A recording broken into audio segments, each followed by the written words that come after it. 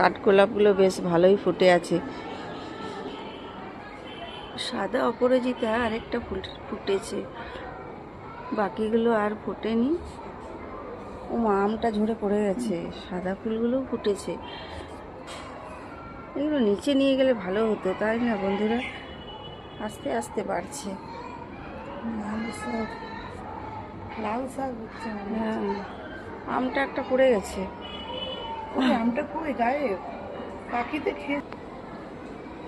আমটা পাখি নিয়ে চলে গেছে, কাল পর্যন্ত ছিল। খেয়ে নিয়েছে।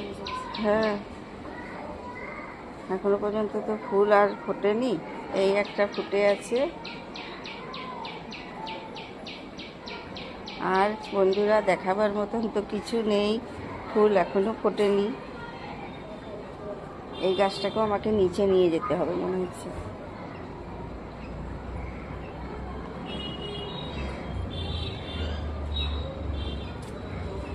বাকি গাছ তো সব নিচে আছে।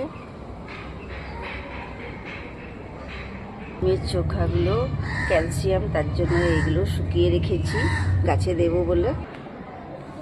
যে সবজি, কলার চোখা আর চা পাতা, পেঁয়াজ সব শুকিয়ে রেখেছি, সব গাছে দেবো বলে।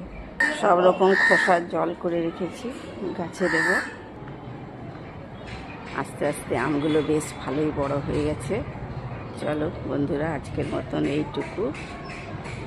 ভালো লাগলে লাইক, কমেন্ট, শেয়ার অবশ্যই করো। সাবস্ক্রাইব করতে ভুলো না। আজ তোমাদের দেখাই বেগুন গাছগুলো। দেখো, বেগুনটা আস্তে আস্তে একটু বড় হয়েছে, তোমরা দেখতে পাচ্ছ কি? দেখো বড় হয়েছে একটু। এই যে এইবার আর ফুলগুলো ঝরছে না। লঙ্কা গাছগুলো বড় হয়েছে। ড্রাগনটাও বেশ রোদ্দুরেতে দিয়াতে বড় হয়েছে।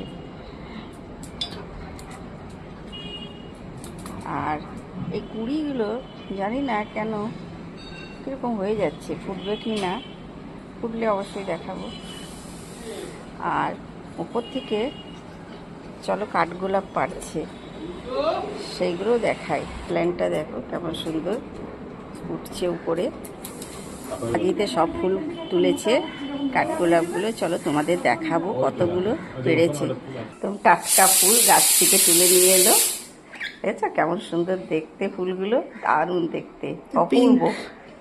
একটা হ্যাঁ, দু রকম আছে ফুলগুলো, খুব সুন্দর দেখতে।